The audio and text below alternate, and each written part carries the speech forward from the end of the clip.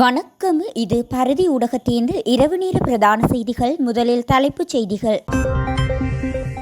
சுதந்திரபுரத்தில் விடுதலை புலிகளின் ஆயுதங்களை தேடிய அகழ்வு எதுவும் மீட்கப்படாமல் நிறைவு. சர்ச்சைக்குரிய கொள்கலன்களில் ஆயுதங்கள் மீண்டும் குழப்பத்தை உருவாக்கிய அர்ஜுனா. கோட்டாபயவுக்கு மீண்டும் நெருக்கடி, உயர்நீதிமன்றம் பிறப்பித்த உத்தரவு. வெட்கம் இல்லையா உங்களுக்கு, சபையில் சர்ச்சையை ஏற்படுத்திய அர்ஜுனா. செல்வம் அடைக்கலநாதனுக்கு எதிராக நீதித்துறையை நாடவுள்ள ட்ரெலோ தரப்பு. கண்மூடித்தனமான கத்திக்குத்து தாக்குதலில் பெண்கள் உட்பட 7 பேர் வைத்தியசாலையில். எந்த சந்தர்ப்பத்திலும் கருணா குழு ஆயுதங்களோடு களமிறங்கலாம், தேரரின் பரபரப்பு தகவல். ஜாலில் வீதி புனரமைப்பில் அரசியல் தலையீடுகளா, கேள்வி எழுப்பிய ஸ்ரீதரன். இடியுடன் கூடிய கனமழை, வளிமண்டலவியல் திணைக்களம். இனி தொடர்வன விரிவான செய்திகள்.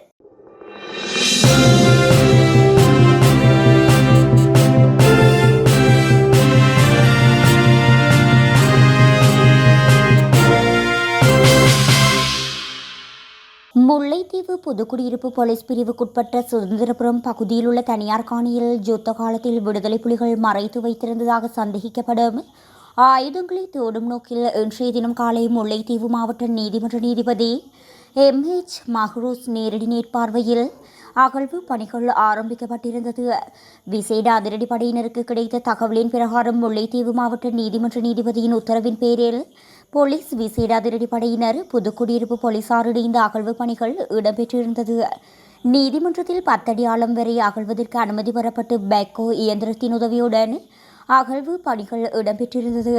குறித்த பகுதியில் எதுவும் கிடைக்கப்பெறாத நிலையில் அப்பகுதியில் அருகாமையில் அகழ்ந்து பார்ப்பதற்கு அனுமதி வழங்குமாறு உரிய தரப்பினர் கோரிய நிலையில் பெரிதொரு நாளிற்கு அனுமதி கோருமாறும் நீதிபதி கூறியிருந்தார்.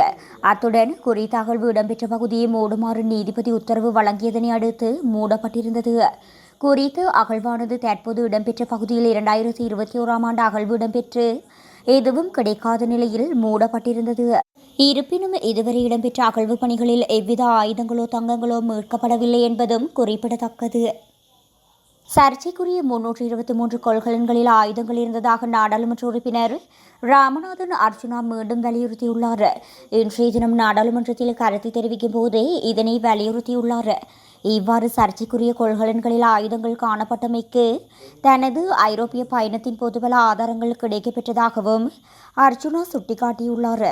இது தொடர்பில் மேலும் கருத்து தெரிவித்த அவர், கொள்கலன்களில் இருந்தது ஆயுதங்கள் தான் என்பதை நான் பயமின்றி கூறுகின்றேன். அமைச்சர் பிமல் ரத்நாயக்க மூலமே இந்த கொள்கலன்கள் விடுவிக்கப்பட்டுள்ளன. எனினும் இவ்விடயம் தொடர்பில் என்னை குற்றப்புலனாய்வு திணைக்களத்துக்கு அழைத்து விசாரணைகளை மேற்கொண்டனர். என்னுடைய கொள்கலன்களினை எல்லா இடங்களிலும் கூறி வருகின்றனர். நான் இன்னும் பொறுப்புடன் கூறுகின்றேன், விடுவிக்கப்பட்ட கொள்கலன்களில் ஆயுதங்களே காணப்பட்டன என்பதனை உறுதியாக கூறுகின்றேன் என தெரிவித்துள்ளார். முன்னாள் ஜனாதிபதி கோட்டாபய ராஜபக்ஷ, முன்னாள் பாதுகாப்பு செயலாளர், முன்னாள் காவல்துறை மாதிபர், முன்னாள் கடற்படை தளபதி, முன்னாள் பொது பாதுகாப்பு அமைச்சர் மற்றும் முன்னாள் பாதுகாப்பு அமைச்சர் ஆகியோர் உடனடியாக தங்கள் நிரந்தர வடிவித முகவுகளை சரியான முறையில் சமர்ப்பிக்க வேண்டும் என உயர்நீதிமன்றம் உத்தரவு பிறப்பித்துள்ளது. அறகலிய போராட்டத்தின் போது முன்னாள் நாடாளுமன்ற உறுப்பினர்கள் மற்றும் அமைச்சர்களின் வீடுகள் மீதான தாக்குதல்களால் ஏற்பட்ட சேதங்களுக்கு இழப்பீடு வழங்குவதில் ஏற்பட்ட முறைகேடுகள் தொடர்பில் விசாரணை நடத்த கோரி தாக்கல் செய்யப்பட்ட அடிப்படை உரிமைகள் மனுவை பரிசீலித்த பின்னர் குறித்த உத்தரவு பிறப்பிக்கப்பட்டுள்ளது. அதன்படி குறித்த மனுவில் பிரதிவாதியாக குறிப்பிடப்பட்டுள்ள முன்னாள் ஜனாதிபதி கோட்டாபய ராஜபக்ஷவுடன் முன்னாள் பாதுகாப்பு செயலாளர் ஜெனரல் கமல் குணரத்ன, முன்னாள் காவல்துறை மாதிபர் CD விக்ரமரத்ன, முன்னாள் கடற்படை தளபதி நிஷாந்த உலுகே தென்ன, முன்னாள் பொது பாதுகாப்பு அமைச்சர் பிரசன்ன ரணதுங்க மற்றும் முன்னாள் பாதுகாப்பு அமைச்சர் டிரானலஸ் ஆகியோர் தங்கள் நிரந்தர வதிவிட முகவரியை சரியான முறையில் சமர்ப்பிக்க வேண்டும் என்று நீதிமன்றம் உத்தரவிட்டுள்ளது. ஜெனக்டிக் சில்வா, ஷோஹித ராஜகருணா மற்றும் மேந்தா விஜயசுந்தர் ஆகியோர் அடங்கிய உயர்நீதிமன்ற அமர்வு முன்னிலையில் குறித்த மனு பரிசீலிக்கப்பட்ட போது இந்த உத்தரவு பிறப்பிக்கப்பட்டது.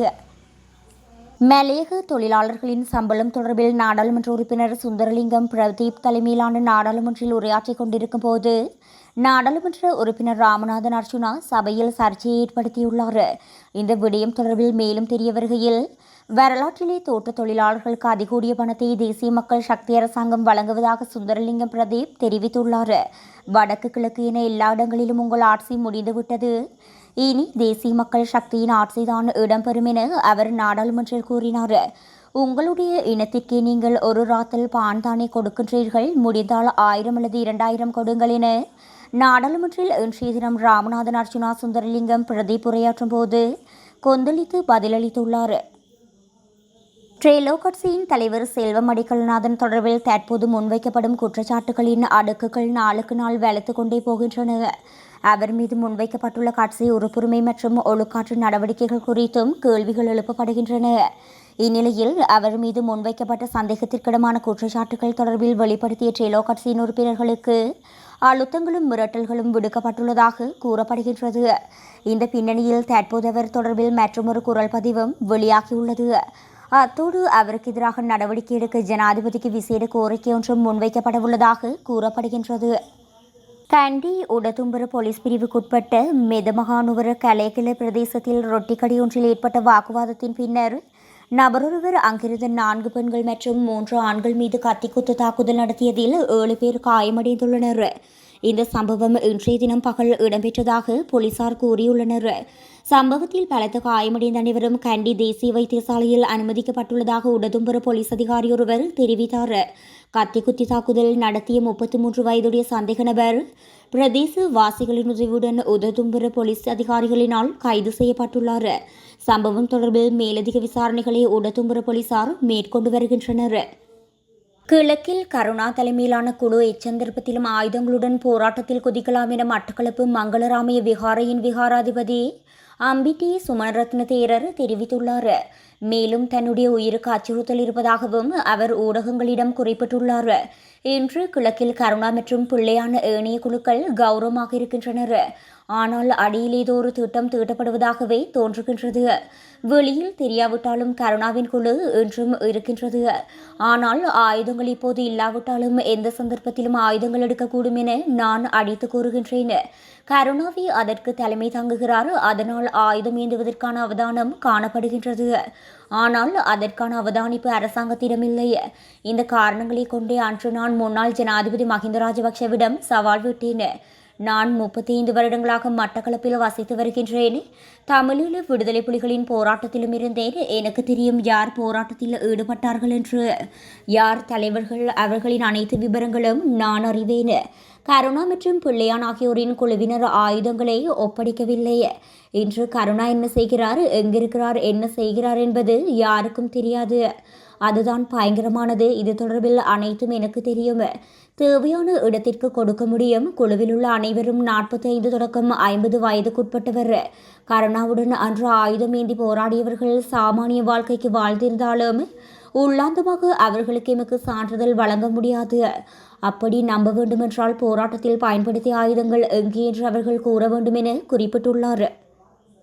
யாழ்ப்பாணம் வடமராட்சி கிழக்கிற்கான வீதியின் புனரமைப்பு பணிகளுக்கு பின்னால் ஏதும் அரசியல் தலையீடுகள் இருந்த அவ்வீதி கேவலப்படுத்தப்பட்டதாயின நாடாளுமன்ற உறுப்பினர் சிவஞானம் ஸ்ரீதரன் கேள்வி எழுப்பியுள்ளார்.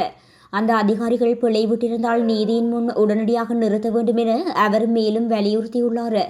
இன்றைய நாடாளுமன்ற அமர்வில் உரையாற்றும் போதே அவர் இந்த விடயத்தினை குறிப்பிட்டுள்ளார்.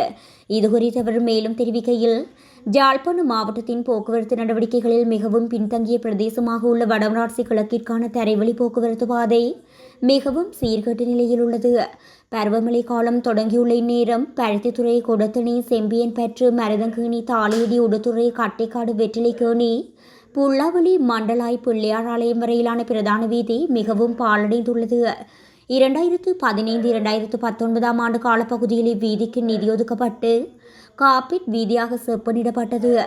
வீதி அபிவிருத்தி அதிகார சபைக்கு சொந்தமான இவ்வீதி அதிகாரிகளின் நேர்த்தியான திட்டமிடல் மேற்பார்வை இல்லாமல் செப்பனிடப்பட்டு 5 வருடத்திற்குள்ளேயே பாவிக்க முடியாத வீதியாக உள்ளது.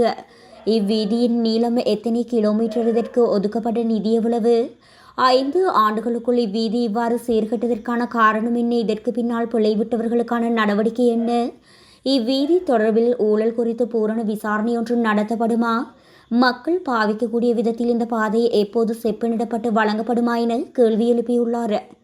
நாட்டிற்கு கிழக்காக விருத்தியடைந்த ஒரு கீழ் வளிமண்டல தளம்பல் நிலை தொடர்ந்தும் நிலை கொண்டுள்ளதால் கனமழை பெய்யும் வாய்ப்புள்ளதாக இலங்கை வளிமண்டலவியல் திணைக்களம் கூறியுள்ளது. இத்தொகுதியின் தாக்கம் காரணமாக வடக்கு, வடமத்திய மற்றும் கிழக்கு மாகாணங்களில் அவ்வப்போது மழையோ அல்லது இடியுடன் கூடிய மழையோ பெய்யும் என எதிர்பார்க்கப்படுகின்றது. வடக்கு மாகாணத்திலும் திருகோணமலை மாவட்டத்திலும் சில இடங்களில் 100 மில்லிமீட்டர் அளவான பலத்த மழை வீழ்ச்சி எதிர்பார்க்கப்படுகின்றது.